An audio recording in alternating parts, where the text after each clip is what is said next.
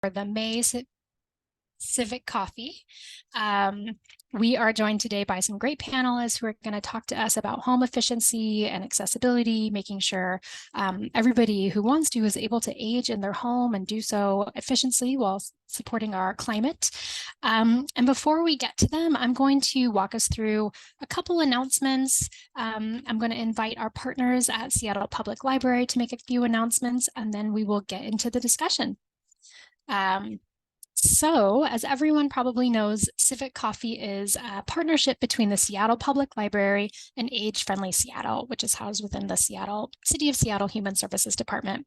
We hold these conversations once a month, and we invite folks to tune in online as well as in person. I'm being told no one can see my face.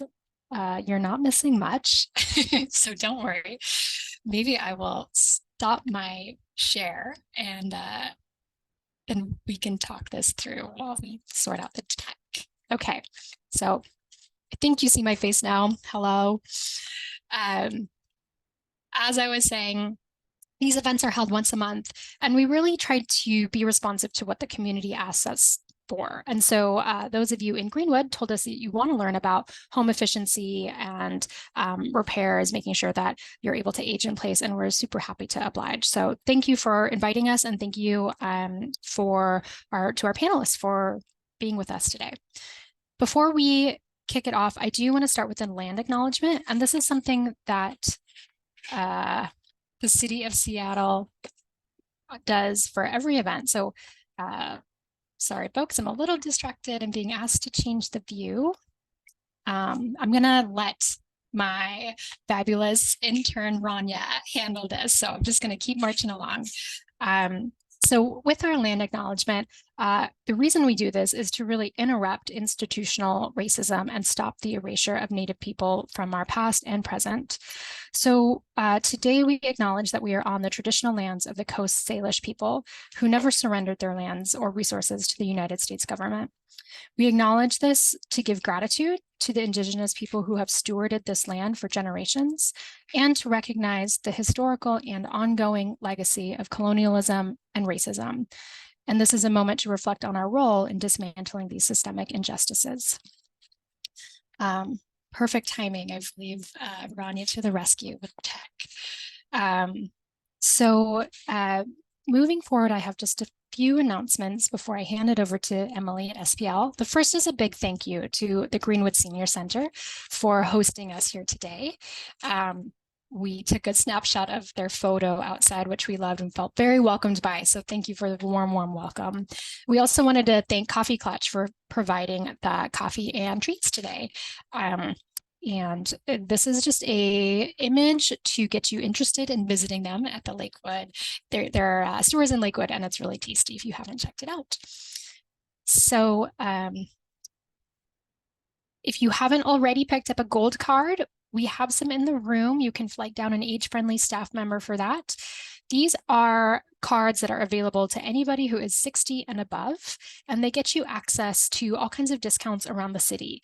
We're constantly growing this directory, so if you know of a business or an entertainment venue that should be added to the discount directory, please let us know. We will reach out to them. In the meantime, enjoy the discounts at the aquarium, the zoo, restaurants, other facilities around the city, and spread the word. And I did also want to make sure that everyone today is aware of Community Living Connections. This is a great resource for anyone who is aging, who has a disability, or folks who are caregivers, family members, or professionals working in the aging space. Call this number. You actually can talk to a live human being, and they'll help you navigate the available resources and services that are out there for support. And now I'm going to hand this over to my colleague, Emily, to give a few announcements from Seattle Public Library. I'm going to try to talk to both people all at once. I'm going to be extra loud. Hello, everyone, and thank you all for coming. My name is Emily. I'm the Older Adult Program Manager at Seattle Public Library. And I also brought with us Jason, who's one of our librarians at the Greenwood branch. And hello to everyone online. I hope you can still see me over here. We usually go over a few programs that are, happening this summer. Right now, we have end of life planning sessions with Worry-Free Wednesdays. We have one actually today at the Broadview branch at 4 o'clock in person. And then we have some virtual ones in June, and there's more information back on that table. And then you can always find out more about older adult programming at spl.org. And then you can filter our calendar by 50 and older programs. And like I said, thank you all for coming today. And we look forward to a great discussion on home efficiency.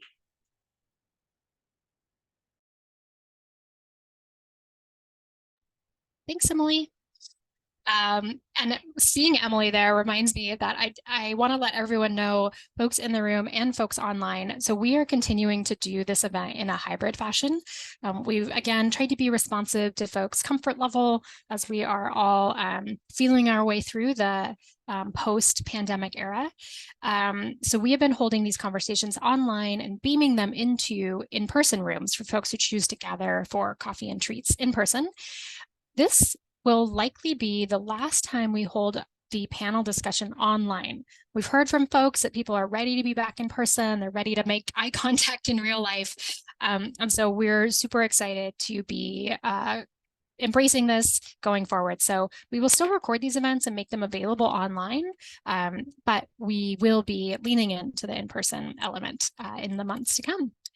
And the last thing I'll say before we get going is that even though myself and the panelists are online and we have folks in the room, please do feel free to participate in this conversation. We really want to make it valuable and a two-way conversation for folks. So we have a whole system on the back end of people running around and transmitting questions to myself and the panelists. So if you have a question in the room, feel free to flag down an age-friendly staff member, and I will receive your question and pass it along to the panelists. And if you are online, feel free to use the chat function. I'll monitor those. And I will do my best to route questions as well to the panelists.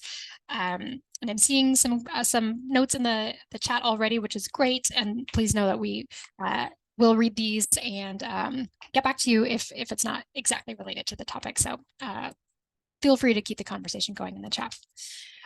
So with that, I will invite our panelists to the stage. So if you can take yourself off on camera, meaning put your camera on. Hello, great. I can see everyone. Nice to see you. So just some quick introductions so we all know who we're talking to. We have Jessica Schell, who is the Repair Project Coordinator for Habitat for Humanity, Seattle, King, and Kittitas counties. Jessica joined Habitat with a degree in architecture, and she joined as an AmeriCorps leading construction crews. And now she is a full-time team member working to help with project coordination. So welcome, Jessica. And Ethan is also here with us from Habitat for Humanity, Seattle, King, and Kittitas counties. Ethan has been with Habitat's repair program since January 2019, and he actually helped get the repair team certified to do aging in place work. So I'm sure he's a wealth of information around how to age in place. And then last but not least, we have Adam Crawford joining us from Puget Sound Energy.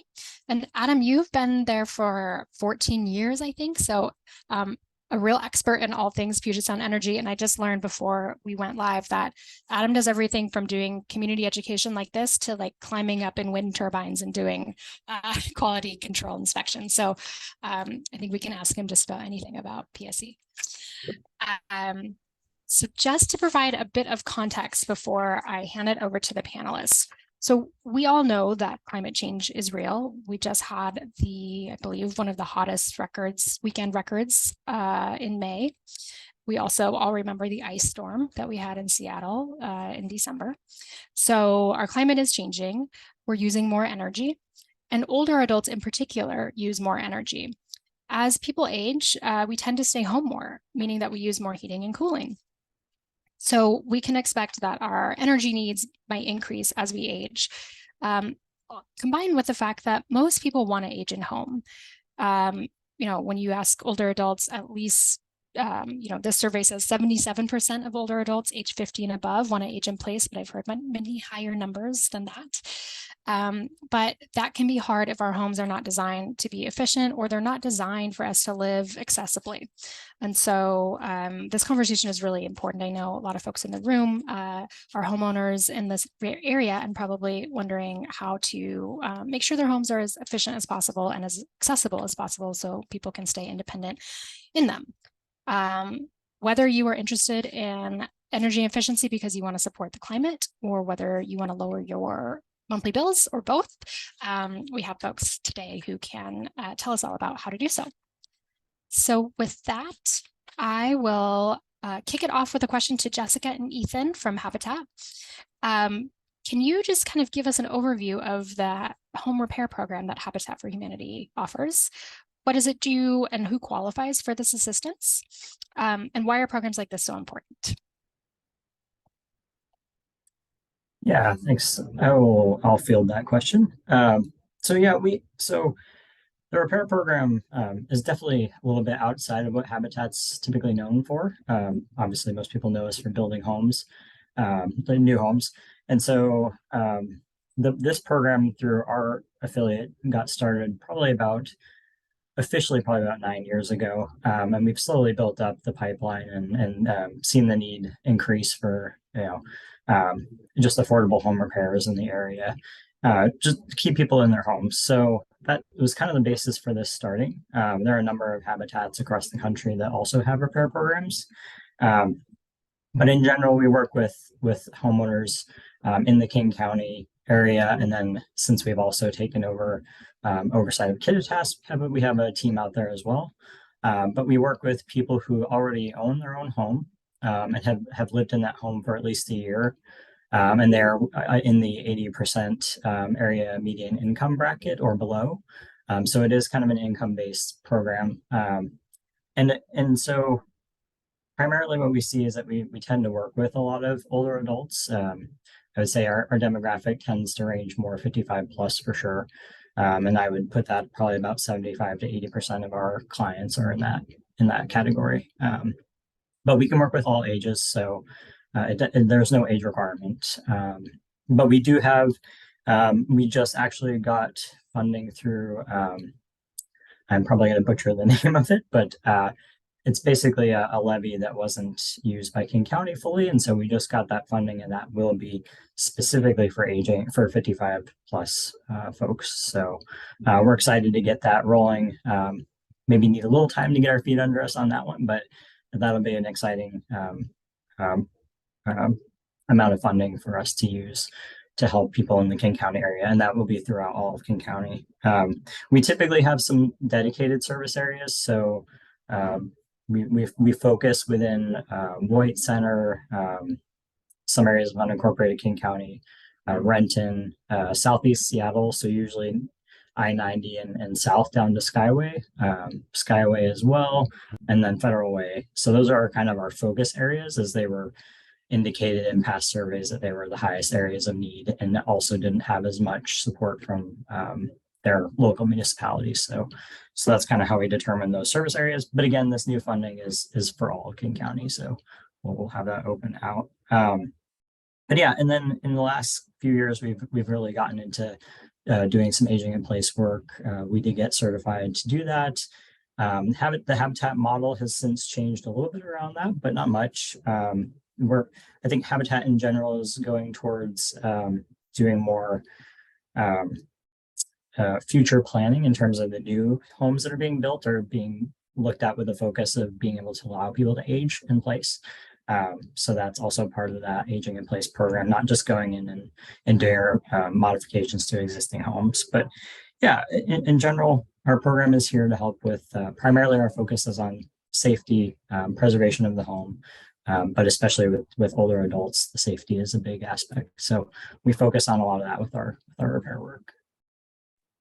And just a follow-up question. So you mentioned that the majority of the folks you work with are 55 and above.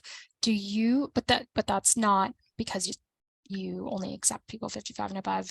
Do you think it has shaken out that way because as people age, their homes age alongside them, and older adults live in older homes?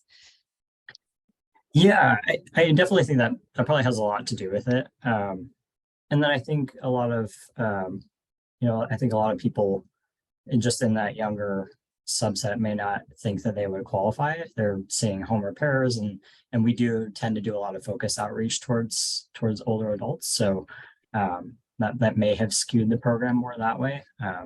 And potentially the income based. I think for a lot of people that income is a really big factor, and so a lot of older adults are on a fixed income, and so by default we tend to get that a lot more because they will almost always automatically qualify. There's just no way. I mean, for right now, the new income brackets came out, and for a one-person household, you can make up to 70,000, just a tad over 70,000 and still be qualified for the program. So I don't know many older adults that are probably in that income range at this point. So yeah, I think definitely, but also for sure, people are living in their homes. We work with a lot of people that have told me they've lived in their homes for 20, 30 years. Even one gentleman we worked with had been living there in the same home that he was born in. So pretty impressive span. And he was 80, I think he was 86. So yeah, people have really lived in their homes for a long time, and that's our goal. We'd like to keep people in them safely, and older homes just aren't always built with aging in mind. So you've got a lot of stairs, a lot of weird stairs, a lot of things that don't have handrails or a lot of safety measures in place. So yeah, it's definitely important to come in and help fix those issues. It's great. A lot of imagine the community you build after 86 years in the same home. Yeah. So, and I just want to reiterate what you said, which was someone qualifies for this program essentially if they earn 70,000 ish and below, right? That's the bracket.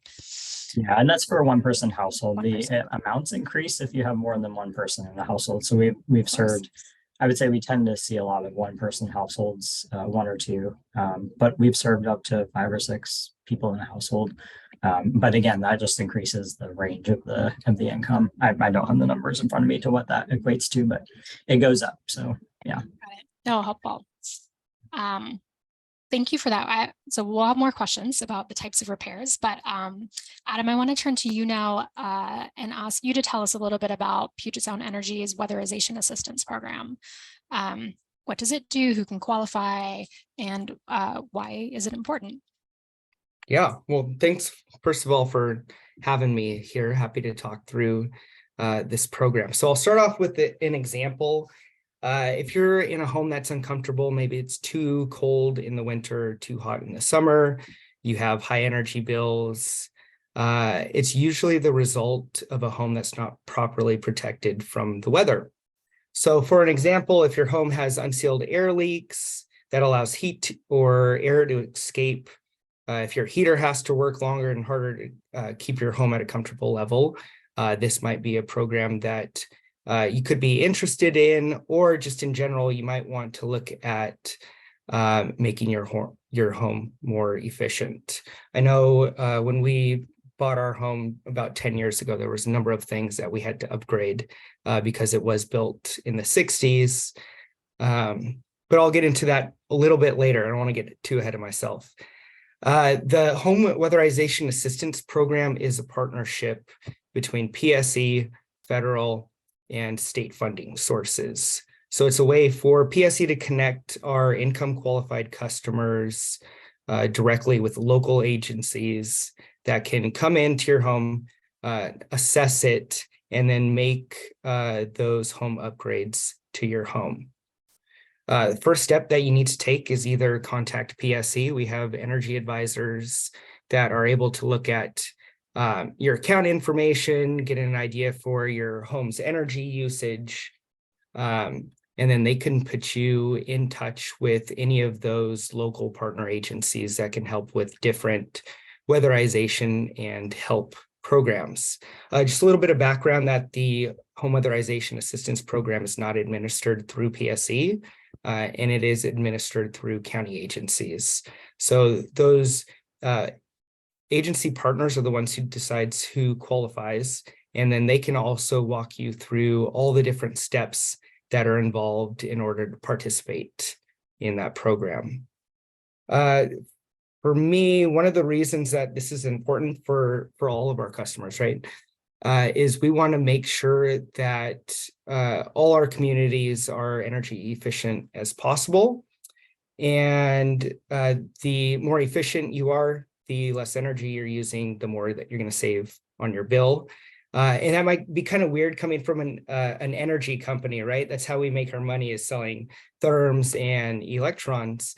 But overall, the more energy you save, the more you save on money, the less power plants that PSE and other utilities have to build. So in the long run, everybody is saving. And so just kind of a little background for everybody. So your goal is not to put PSE out of business. Yeah, that's one of the goals. Yes, Yeah. absolutely. So I just want to make sure I got this right and kind of reiterate for folks. It sounds like you, well, and I'll speak personally, one of the biggest barriers to making my home more efficient is I just don't even know what questions to ask necessarily or where I should look. But it sounds like folks can call to actually get an assessment. So a professional can help someone walk through their options and make that determination. Yeah, there's a couple of ways to do it. One is through those energy advisors, and they can kind of walk you through if you qualify for certain programs. So PSE we serve natural gas and electric customers. If you're in Seattle, you could potentially be a natural gas customer, but not an electric customer. And so there's different programs that apply to each one of those. But yeah, those energy advisors will either be able to connect you with those county partners, or there's also a program that we have online called a home energy assessment. And that's a good basis for just learning more about your home and what additions or what rebates to look for if you are upgrading any of your appliances or installation or any potential energy efficiency options that you can find rebates for as well. And so there's a number of different ways to start. Good to know. And I'll just also remind folks, we can put these links in the chat, and then we also do have materials in the room that has some of this information in it too. So definitely you don't have to take notes furiously, but please do check them out. So good to know about the energy advisors and the home energy assessments. Okay, back to Habitat. So can you tell us some of the most common types of repairs that people need assistance with? You mentioned a couple of things in passing, but what do folks need, and what do you think folks should be asking for? Yeah, I think the most common requests that we get are for new roofs, windows. We get a lot of repairs on fences, decks, on the houses themselves, with the siding falling apart or soffits coming down. Some people want their houses painted. And then we've been getting a lot of electrical, plumbing, and HVAC requests as well. And then we do a lot what Ethan was mentioning about like aging in place adjustments. So we'll do anything from we've installed just like higher toilets, so it's easier for people to sit on their toilets. Bathroom modifications, like a tub to a shower, so it's easier access into the showers. Adding grab bars, adding a ramp so that they can get into their house. And then like removing tripping hazards. So we'll like grind down the concrete wherever the concrete has kind of just like separated. What was it? Your second question, Dinah? Kind of what, like, I guess, what do you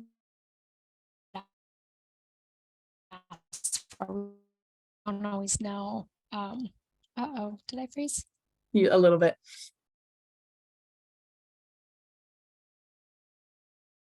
I think I got what she was asking, Jess, so I can take that. I may be back.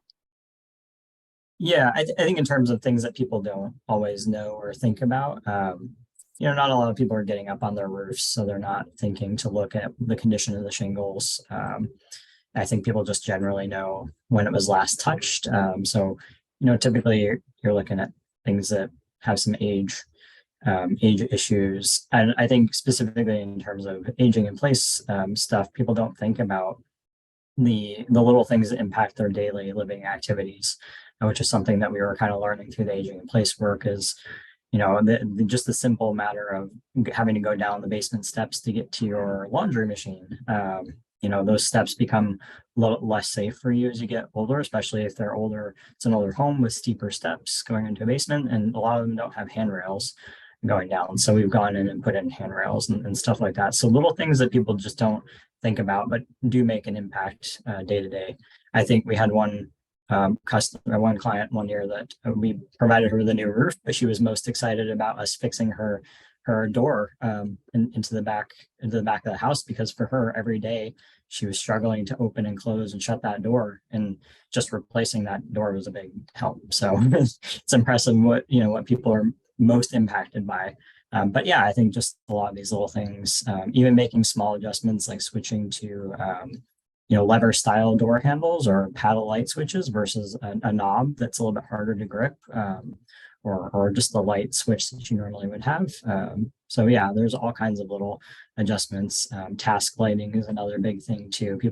I've gone into many houses, and a lot of the older homes aren't really set up in a way that have good lighting throughout, and just being able to add a new light fixture or something that even can just be temporarily put in or easily added can provide some good task lighting for things. So, yeah.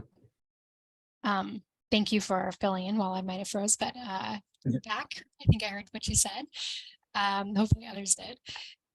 We've gotten already a handful of questions, so I think I'm going to turn to those. And one is specific to Habitat, and the others, Adam, you might be able to help answer, or other folks can jump into. So the first question to the Habitat folks is, does Habitat help with apartments, renters, or just houses? Do you need to be a homeowner essentially? Yeah, so unfortunately right now you do need to be a homeowner. We have looked at the option of helping rent.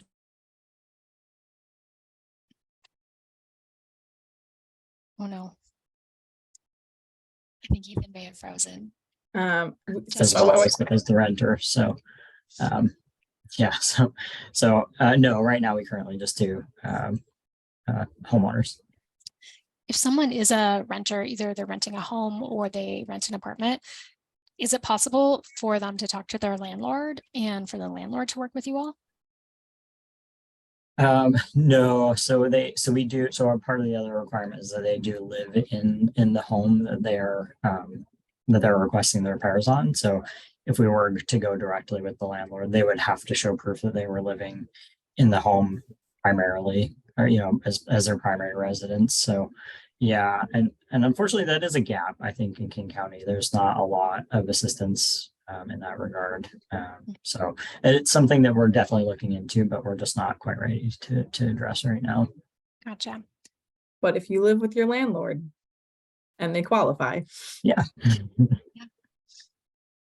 And then we've gotten a couple questions around, you mentioned HVAC stuff, Jess, but we can just dig in a little bit to, so insulation. I'm wondering if that's something Habitat does, or Adam, if that's something part of that's available through an energy assistance program. So maybe that's the first question. And then the second question is around mini splits.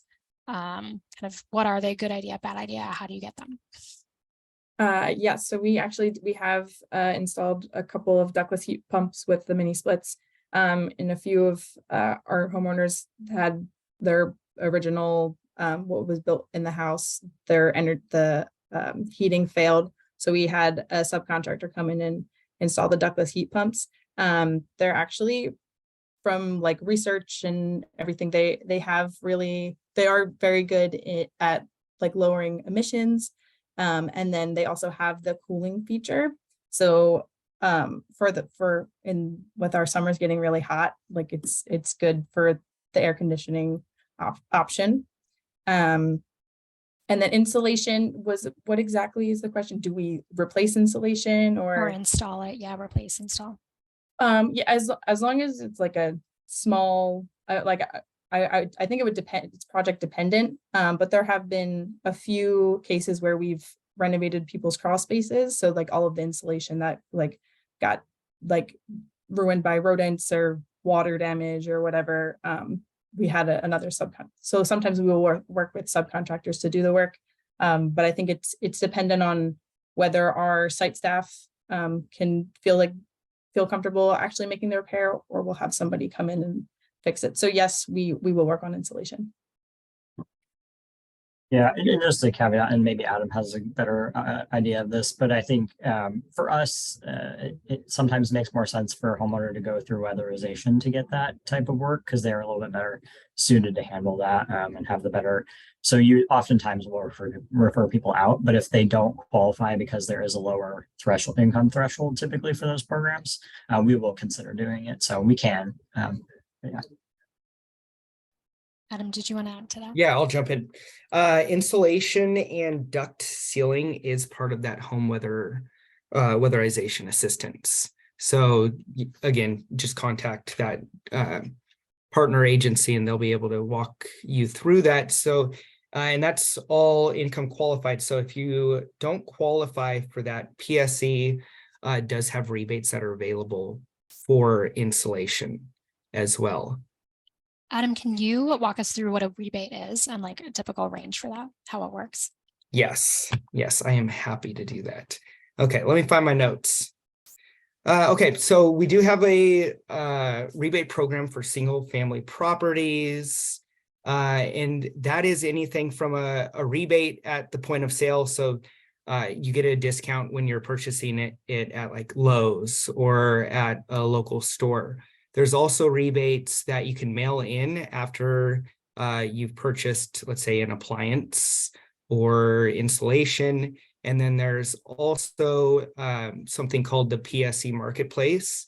And so if you're a PSE customer and you're looking to upgrade to LED lights, or you've heard about a smart thermostat and you're interested in being more energy efficient at your home and you want to purchase one of those, you can do it through the PSE online marketplace, and that gives you rebates immediately. I was on there yesterday and they had a smart thermostat with a $75 discount and total cost was about $25 for one of those. And so I'd recommend, if you don't have one of those at your home, they're super easy to program. You can control both your heat and your air conditioning if you have it in an efficient way. We also have rebates for just electric customers, just gas customers, and then a mix of both. Those range anywhere from clothes washers or refrigerators to LED light fixtures, both indoors and outdoors. On the natural gas side of things, forced air furnace, boilers. I'm not going to go through this whole list because I don't think we have enough time for it, but there's a number of different rebates depending on what you're looking to upgrade or replace. Oftentimes, when I've been out talking with customers and I'm like, oh yeah, we have a rebate for an electric dryer.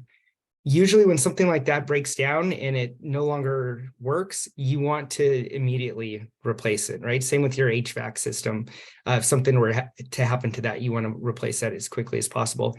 Just a reminder that PSE does have rebates for all of those. And so you can go to pse.com/rebates, or again, you can give our energy advisors a call and they can kind of walk you through what rebates are available for the different projects or replacements you're looking for with your house. That is great to know. So basically, if you're thinking about replacing any appliance, you should check to see if there's a rebate available, because chances seem good that there are. Yeah. And so I'll just give you a quick rundown. It's appliances, heating, insulation, lighting. We also have rebates for manufactured homes and new construction, smart thermostats, water heaters, and windows. So that it's pretty wide variety. The best and most efficient on a like per cost basis is insulation. And so oftentimes we get questions about windows. Windows can be very pricey. For our house, which is built in 1963, we looked at windows and just at the time we couldn't afford it. And so we invested in some insulation. Helpful tip. Okay, so we've actually gotten even more questions, so I'm going to keep going off script a bit, but I think it's important to address what folks are asking in the room and online. So question about pest control or infestations. And so Jess, you kind of alluded to that, you know, rats can eat insulation, rodents. Are there other opportunities for either of your organizations to support people who may have experienced pests? Or is insulation really the big one? Yeah, we have worked on homes. The one thing that somebody had told me recently is don't put the traps in your crawl space. like because a lot of people, what will happen is they'll like close everything up and seal it all in there and then leave the traps inside, and then the pests will die underneath, and then you don't get them out. But so there has been, we replaced a bunch of siding. We put in this like wire mesh to prevent anything from like crawling back in. But yeah, those are typical things that we do. But yeah, it's hard. Pests are hard. Yeah. Yeah. And I guess, you know, expanding this beyond rodents to insects as well, that can do a lot of damage. Yeah. They live here too. And then I've got a question about roofs. So you've, I think both mentioned roofs, another big ticket item in a lot of homes. Are there any, anything you might recommend if folks are ready to invest or start thinking about investing in solar panels? Are there certain brands or types of shingles that might help save on energy usage? Certain insulators for noise versus heat versus keeping heat in? I know nothing about roofs, so hopefully I've translated that question. Oh. Yeah, I mean, we haven't personally done any solar panels on roofs, so I'm not sure I'm the best to answer that one.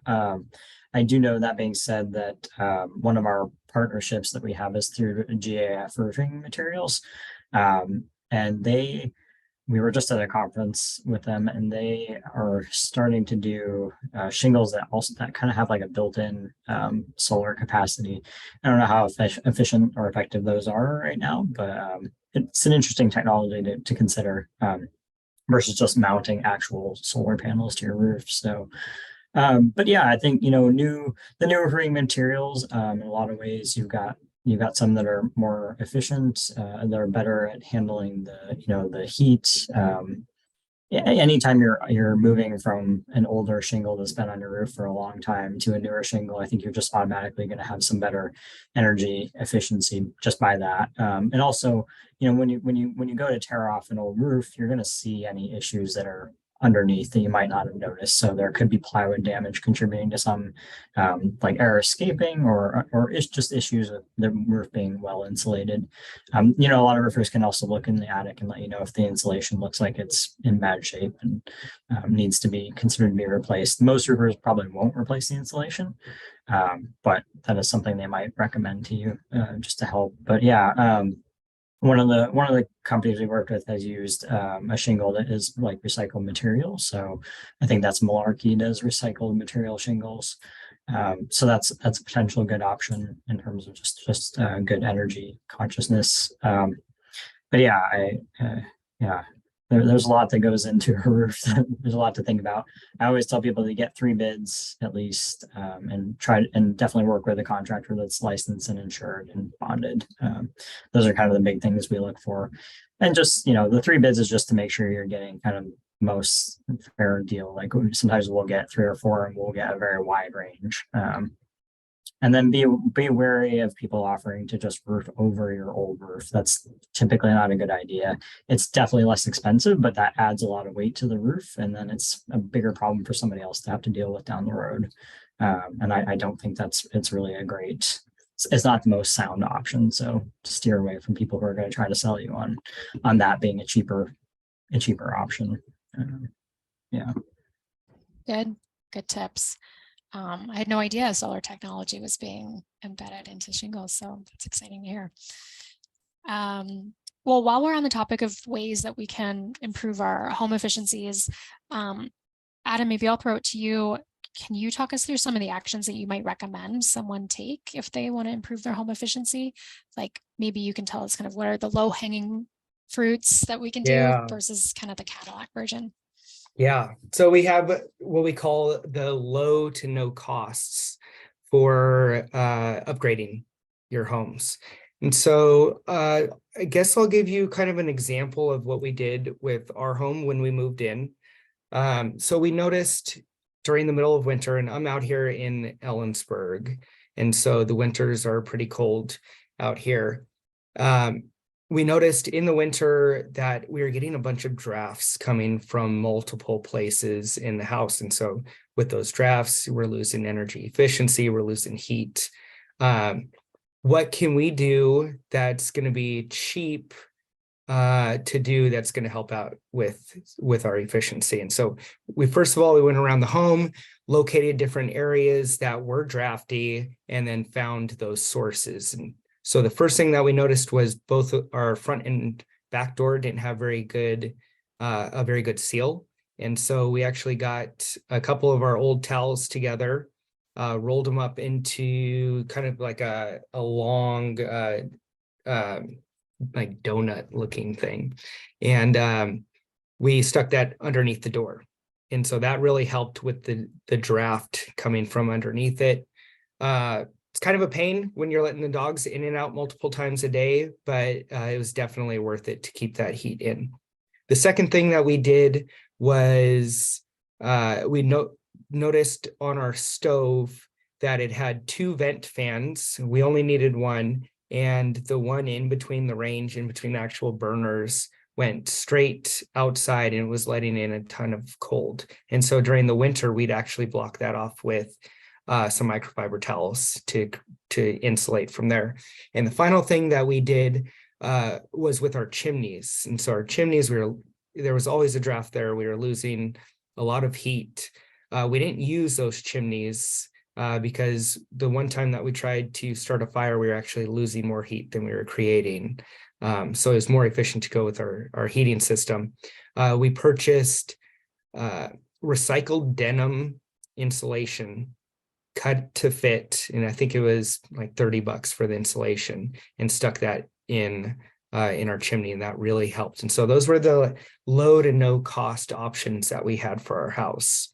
Some of the other things that you can do is set your thermostat to 68 degrees or lower, and keep it at that throughout the day when you're home, and then lower it another 7 to 10 degrees when you're sleeping or you're away. It will make your heating system work less.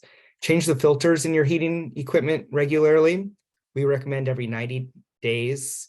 Here in Ellensburg, we change it every 30 days during the winter. For your water heating, we recommend setting your thermostat on your water heater to the low setting. I know that could be tough for some folks that really enjoy warm showers. But it will save you some money on that side of things. And then for the lighting, if you haven't replaced your incandescents with LEDs, I'd highly recommend that. It saves you a bunch of money switching from like those 60-watt bulbs to 8-watt LED bulbs, and they come in a variety of colors too. So you can have your bright kind of harsh light, or for our dining room, we like to use that real soft yellow light for that area. So there's definitely a lot of low cost options that are out there. There's a question in the chat about thermostat temperatures, and I personally would like to know the answer to this. Which is, so you mentioned like 68 degrees is sort of the magic number to shoot for to set our homes to. And then did you say try to lower that by 7 to 10 degrees at night? Yep. And then what is the lowest temperature you can set your thermostat to without worrying about freezing your pipes? I think that's highly dependent on your home, how old it is, what type of insulation you have. So there's not a perfect number for that, because we're all kind of in different areas. But what we do on a personal level, so I'm taking off my PSE hat and putting on my, community member hat. We'll set ours to like 58 degrees if we're going to be gone for a long time, but you really want to be careful with that because you can create other issues like freezing pipes and things like that in the winter. And it's not going to save you money in the long run. Thank you. So Jessica and Ethan, back to thinking about kind of repairs to make our homes more accessible and age friendly. What are some of the repairs that people might not realize that they need to make for their homes in order to be more accessible as they age? So what can we anticipate needing that we may not need today? Yeah. So some of that, some of the stuff I kind of mentioned a little bit earlier, or kind of the bigger things. I think in terms of, look around your home and see the areas that you have a hard time getting up and down from. If you have stairs, would it be beneficial to put a handrail in? Even in one case this year, we did our first stair lift. So if your stairs are within the tolerance that can accept something like that, looking into, one of our programs or like, similar program to get assistance with getting a stair lift in, if you're to that point. I think definitely, just increasing the lighting in the house, like those heavy task areas where you might be prone to tripping over things. Making sure even something simple as making sure like your power cords are out of the way. A lot of the older homes have outlets that aren't really strategically placed because they weren't built with the amount of technology that we have now in mind. And so people are doing all kinds of crazy things to get power into a room, and you got power cords everywhere, and just being mindful of that. Even like area rugs, they can be prone to causing trip hazards. You could, trip over one, it might not be securely attached. So you can go to like a Home Depot or Lowe's and get some of those sticky pads that'll help adhere that rug to the floor better, so they don't get bunched up and trip you, or you don't slide on them somehow. Or just maybe considering eliminating those rugs altogether. We've done a number of projects where we've replaced like old carpeting or area rugs with like vinyl plank flooring, which is easier to maintain. It's obviously not as pleasant as having carpet, but carpet's a lot more to maintain. Typically, you got to get a heavy vacuum cleaner out and deal with that. So just kind of little things like that. I think, grab bars in the bathroom. We do a lot of grab bar installations in the showers, on the walls, or any like next to a toilet. They make adapters, like Jess mentioned earlier. You can find an adapter to make the toilet seat higher. That sometimes can also come with grab bars attached to it too. So lots of little things you can do around the home. Even replacing some of your faucets and fixtures just to be easier to operate. There's quite a bit, and also paying attention to your access points in and out of the house. What are things that cause you issues? Is there like a minor threshold bump that is it becoming a tripping hazard for you? There you can find different threshold options to help deal with that. So thank you for that. Yeah, all those little things, like we're a big fan of universal design, and it benefits everybody too, whether you're an older person, a person with disabilities, or you're just lugging a stroller or a bag of groceries or an ancient dog up the stairs, whatever it might be. Yeah, I mean, we had I think the same guy that had lived in his house since he was born had brought up to me. I'd never gotten this question before, but he asked me how he could get his groceries into the house easier. And that's not something we're typically set up to handle, but I tried to work with him a little bit on what he can request, because he had a delivery service. And I mentioned maybe ask them to split it up into more bags for you so you can carry it in yourself, because he was having a hard time carrying bigger bags in. So just these little things that you don't think about, like that. Just I had never considered that, and I was like, man, how do we help this guy? And so little things like that. Mm-hmm. Yeah, everyday real world things. Mm-hmm. A couple follow-up questions about various things you both have said recently. So since we're on the topic of bathtubs, so you mentioned installing a grab bar, and I think I've heard that it's helpful when you're doing a renovation or new construction to really be considerate of the wall that you're installing near the shower or toilet to make sure it's can hold the weight.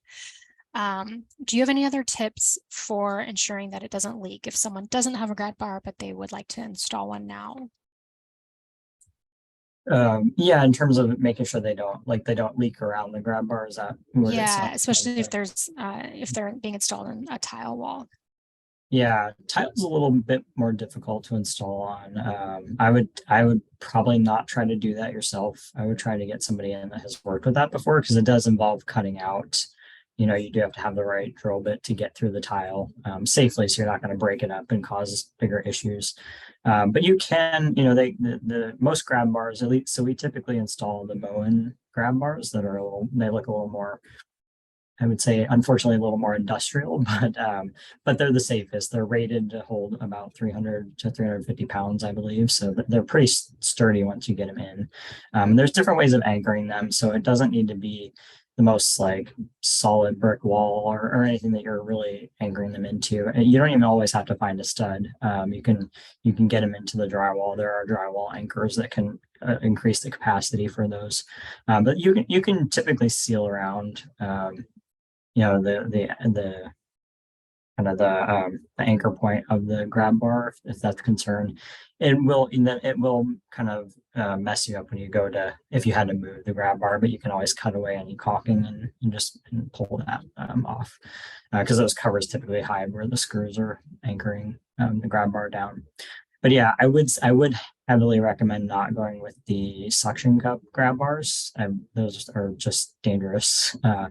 I wouldn't put a lot of faith in those working, and I've seen people have them in their houses, or just trying to use like a towel rod as a grab bar. It's definitely not. They're not rated for that. They're not meant for that. So try to stay away from that. But yeah, in terms of, if you feel uncomfortable installing one, I would try to get a handyman or handy person in to install that, just to make sure it is waterproof and it's not going to cause other issues by trying to install one. Yep, they all come with like an escutcheon, so it's just that there's like a little metal part that just covers over where you drilled into, and then you just caulk around it. We haven't really had any complaints about it leaking. So as long as that's caulked, you're fine. The caulking does it will kind of wear away over time, but just putting a new seal on there should prevent any leaking. So don't let that hold you back. That's what I'm hearing. Yeah. And then we've got another question about pipes, and Adam, maybe this is for you. Perhaps the ice storm reminded us all that pipes might be able to freeze here. What is the best way to insulate pipes under your sink? Is it should we just wrap insulation around it, or do you have any recommendations for this, or in the garage, for instance? I don't. No, I don't have any no recommendations from the PSE side of things. I personally haven't wrapped anything inside, but most of it comes from using those styrofoam covers on our faucets outside, but I haven't had any issues inside. I'm sure Habitat might be able to answer that a little bit better. There is specific foam insulation. It's kind of looks like a pool noodle, and it just has a slit, and there's tape, and you pull the tape off and you just wrap it around your pipes, and then the tape was a sticky, so it'll just attach to itself and insulate. But it does get quite tricky around when they start making angles and things, but it does help, and it's required on certain, depending on the funding for we put it on new construction homes, depending on the green standard. I know for a couple of our developments that it required pipe insulation. So great. Well, I noticed that we're coming up on time, and I feel like we could probably ask you questions all day, but I want to provide an opportunity for you to leave us with whatever you want to leave us with. So I know we didn't get through all our pre-planned questions, which is great. I love it when folks are engaged, so even better. But if there's anything you were wanting to say and we didn't get to it, please use this space to share with us. So maybe Habitat, I'll hand it to you two first, and then Adam can close us out. Yeah, I think from my perspective, and maybe Jess has anything to share, but I think, just even if you don't know if you would qualify or you're not really sure how the program works, I would always recommend just reaching out and doing. We have an intake form, and one of our coordinators will reach out to you and go over that.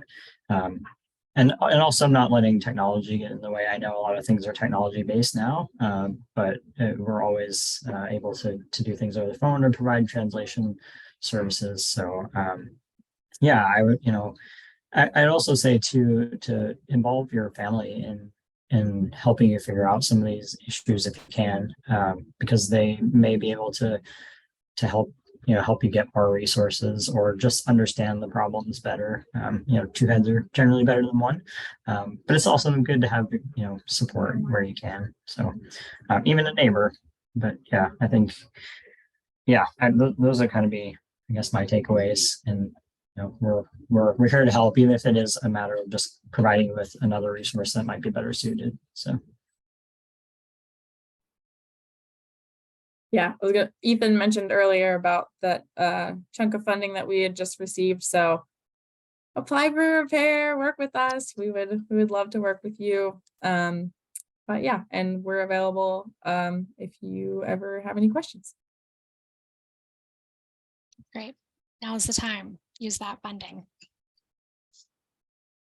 Adam, what about you? What do you want to leave us with today? Yeah. Just, I guess, kind of a reminder that PSC has a number of different programs that can help, right? So there's your home weatherization assistance. We have a program called Efficiency Boost, which if you qualify, you can get a number of different rebates lumped into just one larger, more cost-effective rebate. And so there's different programs for that. If you've tried for the home weatherization assistance and you didn't qualify for that, we do have other programs that are available as well. And so we have a program called PSE Help, LIHEAP, and then we work with the Salvation Army on a warm home fund. So there's a number of different options that are available. And then one last thing, we started a community solar program 2 years ago in 2021, and we wanted it to be equitable. And so we set aside some of those shares from that community solar program, and we now have an income eligible community solar program. And so you can go on to psc.com. If you wanted to be a part of one of those community solar programs, we actually have a wait list to be a part of it. And essentially, you're receiving power from a portion of a solar array that's set up somewhere in Washington state, and it can save you up to $11 on your bill every month. And so there's options that are available for all sorts of customers. Cool. Well, it's almost 2:30 on the dot, and I just really want to thank our panelists because I personally learned a lot as a new homeowner myself. I took notes furiously, selfishly. But my big takeaway is reach out to Puget Sound Energy and Habitat for Humanity to understand what you qualify for. Chances are you qualify for something, and chances are it's worth looking into. And the other thing that I am realizing is that the folks who are in the home repair and energy efficiency space know each other, talk to each other, can refer to each other. So if you don't qualify for RUN program, as long as you've made it to an open door, chances are you can get connected to another program. So reach out and see what the opportunities are. So thank you to Adam, Jess, and Ethan. Very much appreciate your time and your expertise on this issue. And again, thanks to the Greenwood Senior Center for hosting us today. So I'll let folks sign off. I think we just end this, right, Ron? Yeah, I'm never quite sure how to end technologically. So I will wave goodbye to folks and thank you for coming, and we'll see you next time at June's Civic Coffee. Bye, Thank you. everyone. Bye. Oh, so we're in, so we're not I just live edited for it anymore. too. Yeah. Yeah, perfect. Okay.